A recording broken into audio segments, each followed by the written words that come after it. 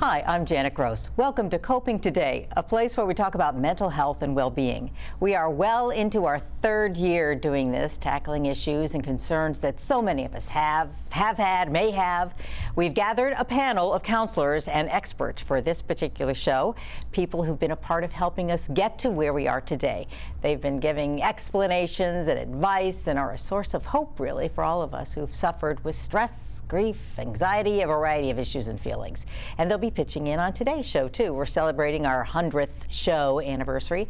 And of course, Dr. Roy Salgado, professor of counseling at the University of Holy Cross, is here, as always, to help answer questions and give us insight into the world of mental health. And you're so dependable. You're always here every show. I try to be. Since it's your show, I guess that's appropriate. Of course, we started during COVID. Now, 100, well, I guess this is 101 episodes later, we want to look forward because the need continues. Right. You know, mental health has always been something with which individuals have struggled. You know, we all feel distress in one way or another, whether it's everyday stressors such as, you know, dealing with other people, interpersonal dynamics, or something more significant, perhaps as a result of some sort of traumatic event or some sort of internal anxiety issue or depression or something, you know, grander that perhaps needs some attention. People have always contended with those issues for thousands of years. Mental health as a profession has really only existed for a little over 100 years. And much of that time there was a stigma attached to it. A stigma attached to, oh, that person, oh, they need to see someone for XYZ reason, you know, hysteria, if you will, 100 years back. But the stigma has calmed down somewhat, and people realize that there is a benefit to receiving professional help from someone who is highly qualified and trained. And the University of Holy Cross offers that training to individuals who want to help others, who want to be there for others in their community. And so, in addition to training our students, we have a counseling and training center where they offer those services free of charge to the community in the state of Louisiana. All anyone has to do if they want to receive mental health services, counseling services, is call the number on the screen, and the administrative assistant takes that call, triages it to the clinical director, who then assigns a counselor in training who is supervised at the University of Holy Cross to receive free telemental health services in whatever it is that it may be, whether it be anxiety, depression, trauma, relational issues, what have you. We're there, we're trained, and we're there to offer services to our community today, forward, and into the future. Right. I mean, when we started this, it was free and surprising to a lot of people, but it got going quickly, and people could call and get right in. Yes. Even prior to us offering this free service, there had always been service for about 30 plus years at the University of Holy Cross. In person. In person. Thomas E. Chambers Counseling and Training Center had been offering in-person services. But once the world changed and we started to offer telehealth services, the Maronite nuns very graciously said, let's go ahead and offer the service free instead of the nominal fee that had been offered or requested before. And now we have helped thousands of people in the area and continue to do so and look forward to doing so. And COVID's over, but it's still free. It's still free. It's still free because there's still a need. You know, we have all sorts of other issues with which to contend. Crime, just people struggle, and we're there to help in that struggle, to help lay their burdens, and we're there to help you carry that cross. Okay. Well, we're going to take a break, and we'll be back in a minute talking mental health with a lot of experts and a lot of hope. Stay with us. Okay.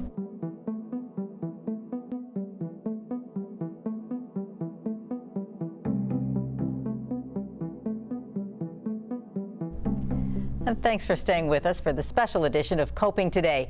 Joining us at the desk now is the president of Holy Cross University, Dr. Stanton McNeely, and Dr. Carolyn White, chair of the Counseling and Behavioral Sciences Department at the University of Holy Cross. You know, as we talk about this, the concern for mental health and the challenges we face don't go away when a crisis is over or when the sun comes out or when the tide turns. It's always there. And having help to get through these times is really such a blessing.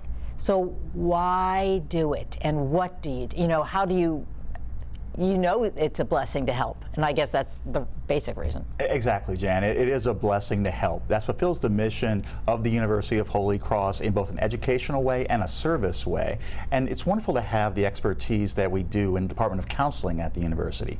Our faculty and staff are outstanding. And so as we have multiplied out that service and education together through counseling services to the larger community, it really is a blessing because we are able to impact so many more lives for the better through the work that we've done, not just during COVID, but as we move forward. Like you said, with Coping Today and all the issues that we have, we're confident in the expertise of our counseling area and the impact it has on others. And so this keeps going. This is not going to stop. It's, well, No, crisis over. This is going to keep going. And our students, you know, we have different students through the semesters when they get to their clinical work, but they're well trained and they're well supervised.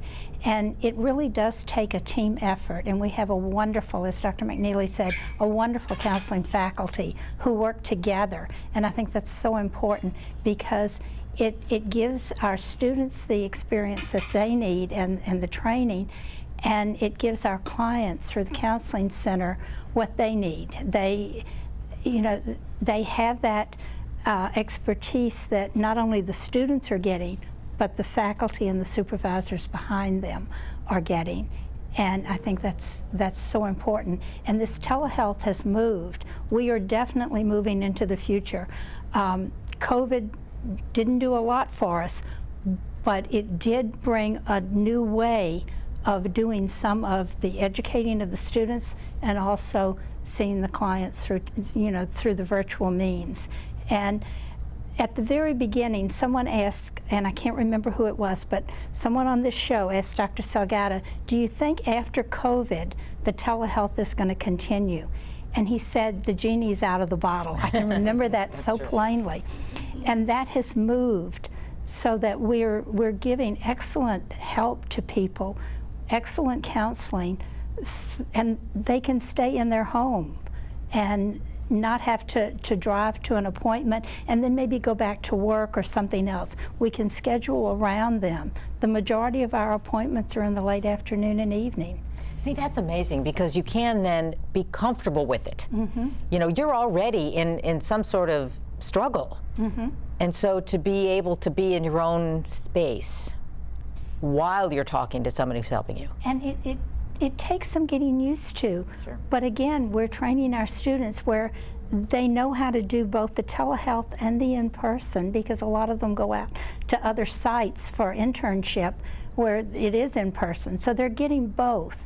And when they graduate, they have that experience behind them to be able to really continue in not only Louisiana, but we have students now from all over the country because of our being able to do everything virtual. Right, you know, and it's interesting because while we as a faculty and as a university have moved online with our education and our telehealth services, but we've had students who that's their world. Their world is online. Right. Their world is virtual. They game, they chat, they do their social media, all of this stuff. They're digital natives. And so, you know, generations past perhaps were digital immigrants into this world, but the world is now virtual. It's online, and so we're moving into that space along with every other sector of society, be it education, healthcare, entertainment, socialization. It's all there, and so we're just moving along with it. And the Maronites of Holy Cross, you know, that change, you know, they started out 100 years plus ago, and the world was very different 100 years ago, and the world looks the way it looks today in the 2020s, and the Maronites keep moving forward in that direction, not staying stagnant because of some time gone past. And we're blessed at the university because we do have the Maronites who aren't afraid of change. They embrace change. And we have administration, Dr. McNeely, Dr. Sullivan, who is our provost. They're there to support us. We could never do this if they were not saying, yes, let's move. If they had not said, yes, let's take away the cost and give this service, you know, free of charge. So we have to have that. And again, it's a team, and it is a wonderful team. And all those, and if at one point you would have stopped at any of those stumbling blocks, you don't right. know what would have happened. You know, That's you right. just You keep pushing. can't hesitate because the mission calls us to embrace the change and to be that prophetic presence in our ever-changing world, as we hear from the Maronites mission statement.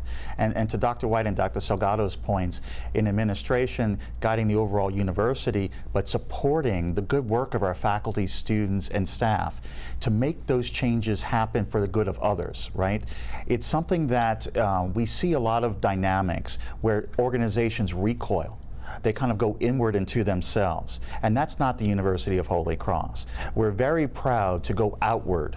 And what we see, what happens with our counseling area, is that 3 years after the COVID crisis, in this time of continuing mental health needs, we're exponentially reaching farther than we did 3 years ago. We were mostly Greater New Orleans at that time. As Dr. White said, now we're national, in many ways international. And it's not only with students going into our counseling programs online, it's also with the services, our counseling services. Yes, concentrated here in Louisiana, but impacting others in many other ways too, beyond Louisiana. You mentioned the Marionites, and I want to introduce Sister Myra Banker, a Marionite of Holy Cross. She's here in the studio with us, and we know you can speak to the mission and how this fits in, and the blessings that this continues to give, and will continue beyond each counseling session, even. Yes. I mean, it really fits in with what you do. Everything that's going on at Our Lady of Holy Cross College is exactly the way we would want it to be. Of course, if we were there, if we were still in the administration and in the faculty, it would be our representation of what should be in a university. But I've said before, and I'll say it again, with good leadership that we have and wonderful faculty that we have, all waiting to be taken away from us by other universities. I hope that doesn't happen. But but it speaks to the quality of everything that's going on at the college. You know, you haven't stopped for all these years, and the university isn't stopping into the future. It will keep on going. Yeah. I am sure of that, because this is just one. What we're speaking about today is just one of those things that you must do in order to keep up with the world. Yeah. It's more important today, I think, in my lifetime than it ever was. And to have this go out to a larger community anytime they need it, you can't put a value on that. Mm-hmm. That's why it's free. And well, there you go. Freedom is often free. It's invaluable. Yeah, right. You can't put, price You know, on it. and with this change, we changed from an in-person mode of delivery of service to a telehealth mode of delivery of service. And the laws have to go with it too. The laws don't catch up necessarily. Oftentimes, we find ourselves in situations where we're doing things and the law has to catch up. Society has changed so much in the past 20 years. It's changed so much in the past 3 years that the laws had to catch up. And we at the University of Holy Cross, we're very mindful of that we are always operating within guidelines, within statutes, within the rules, and that we do so that we can protect the public. We want to offer services to the public, but we don't want to compromise that care in a legal sense and an ethical sense. And so we as faculty are very fortunate to be able to always have people on our team that can guide us in that, so that we are offering the best possible service to our residents. In fact, we have one of those people right now, Dr. Ted Remley, counseling professor at the University of Holy Cross. And I know that you're just as Roy was saying, you have to keep preparing, you have to keep moving into the future, and that's part of what you do every day with this particular telemental health and the program at University of Holy Cross. Yes, that's right. We are always looking for the future. I'm very proud to be a licensed professional counselor in Louisiana, and I'm also very privileged to be a faculty member at the University of Holy Cross. We counselors are very well prepared. They have 2 years, sometimes more than 2 years of coursework after they finish their bachelor's degree before they're allowed to become counselors. And at the students who are providing services at our University Counseling Center have been, they've had a year and a half of coursework already, and then they're supervised during the time they're doing it. So they're very well prepared at the time they're still students, and then afterwards, when they begin their work as professional counselors, they have to get licensed by the state of Louisiana, and their work is monitored throughout that time. So I'm very proud to be a part of a profession that is so very well prepared. And you mentioned monitoring. So these counselors were not out there on their own. I mean, you were making sure that they all had the help they needed, the support they needed, and advice as they were giving advice. That's right. Every person who counsels someone at our counseling center, each week their work is monitored, they're given support, and they're given supervision by faculty members. So anyone who comes to the counseling center can be rest assured that the services they're receiving are high quality and professional in nature. Okay. You know, and with that, we have a responsibility to the public, you know, and we take that very seriously. And as Dr. Remley was saying, that we do supervise our students quite well, that, you know, we make sure that the public foremost is protected, and we have that responsibility. And so we do have specific criteria that students must meet in order to be able to provide that service to the general public. You know, we have courses in supervision that teach students how to be supervised and to teach students how to supervise and to accept that supervision. You know, we always joke with them and saying, you are going to be observed more than you will ever be by your administrative supervisor, your individual supervisor, your group supervisor, your university supervisor, all for the purpose of protecting the public. And we have Dr. Dottie Martin, and we've talked to you before in the show, and it's always been great it's good to see you in person here for us. But let's talk about the quality of care that continues to be given. And with this supervision, nobody is left alone, and there's no, I mean, the client doesn't have to worry that somebody else is listening in or anything like that, but it's some of these people we've seen become doctors, like, you know, during this time of this show. So they were close to being, you know, fully licensed doctors as they're counseling. Absolutely, sure. I think it's important to note, too, that the students, as they move into that field work or the practicum and internship experience, they're supervised by quality supervisors. Our faculty members are all licensed. They all have PhDs. They're all board-approved supervisors, which means they have gone through the process and the training to be supervisors in their state. They're serving on licensing boards, they're serving on licensing counseling associations, international programs. So the students are getting supervised by quality faculty supervisors as well. And so there is no question about the care that's being given or where they stand. And many of these, as we said, they go on to be, you know, we see them. I'm graduating next week, you know, they're on the show, and they're still on the phones and doing all that, you know, and they'll move into another career, you know, post the University of Holy Cross. And so you just keep training them up. Absolutely, absolutely. As I stated before, our supervisors are all board approved, our faculty are all board approved supervisors.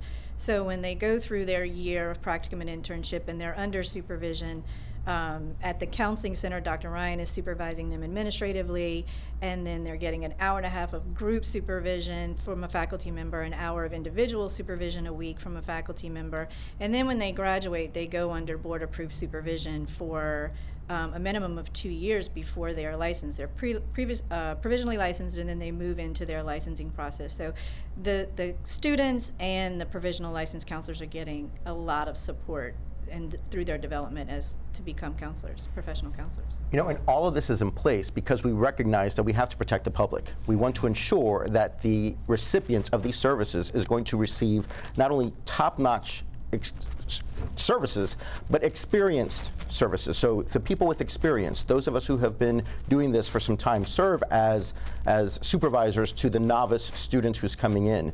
And it's through that clinical experience that, you know, we have worked with individuals who struggle with depression, with anxiety, with things of that nature. And it's that allows us as faculty, as supervisors, to be able to pass the baton, if you will, to the new professionals who are coming in to ensure that we continue to provide services to the residents of Louisiana, and that the residents of Louisiana can know that they're getting adequate, excellent service, and that they're well trained. And it's not just someone that's having a conversation with them. It's a trained mental health professional that is dealing with serious issues, serious diagnoses of depression, anxiety, relational issues, things of that nature. And it requires that expertise. It requires that supervision. It requires that knowledge of ethics and law to be able to do that. And some people, you know, when they see the show and they see the number, they really haven't known where to turn, or they might have just heard about it, you know, from somebody else talking. But a lot of people are in that situation. You don't know what to do. Mm-hmm. And so I think we're going to talk to Dr. Pat Thomas,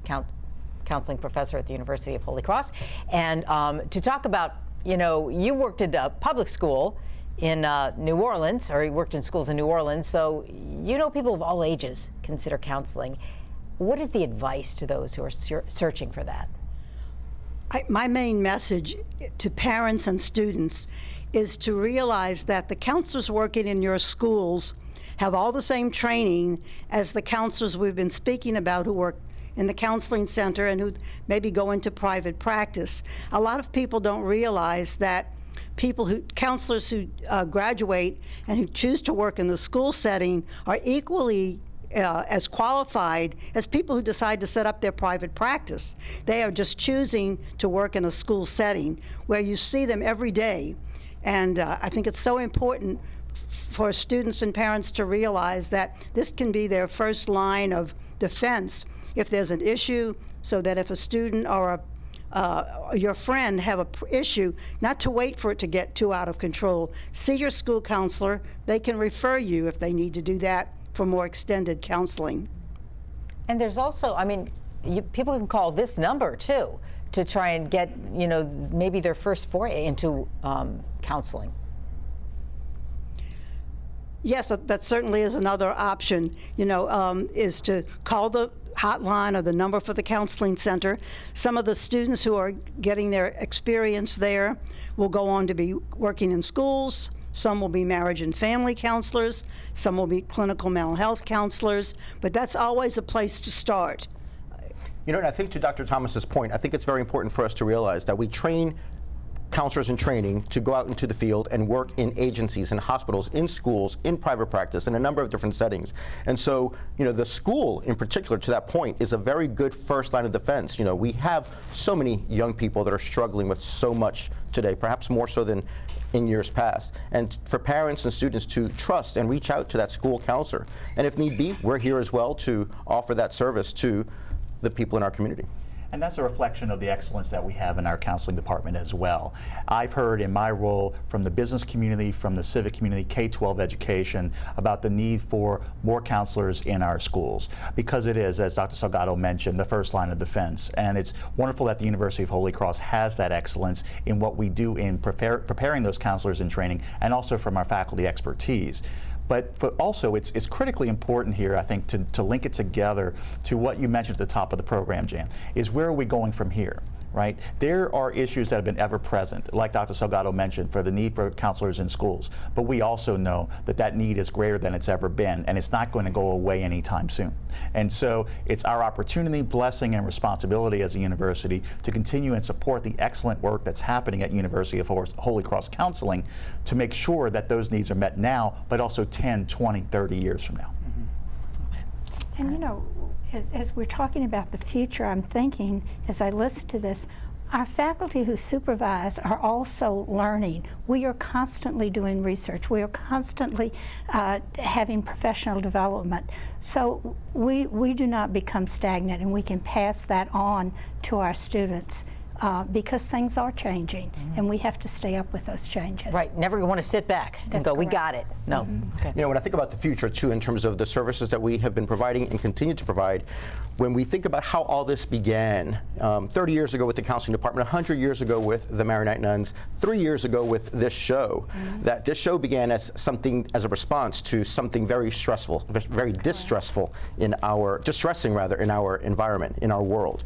And, you know, Genesis 50 comes to mind, where, you know, what the devil has intended for evil, God turns into good. And here we are 3.5 years later, doing good, doing God's work, and we are servants, you know, and we said yes to his call, and we are in that, his hands and feet, and continuing the mission of the Maronite nuns and able to offer individuals who are struggling with anxiety and depression and post-traumatic stress disorder and ADHD and trauma, addiction, abuse, crime, human trafficking, relational issues, financial stressors, academic stressors, career counseling, whatever it may be. We're here to help people cope today with whatever issues they may contend with. And we've answered yes to the call, and we'll continue to do so from here on out. Amen. Amen. And when you were reading that list, I had about 14 other things that I was writing down. We can go on. We can keep going with this. All right. Well, thank you, Dr. Voice-Salgado, as always, and Dr. McNeely and Dr. White for joining us, and all of your colleagues at the University of Holy Cross for being here through the years. And we just really appreciate your expertise. And we want to thank you for watching and for being a part of Coping Today.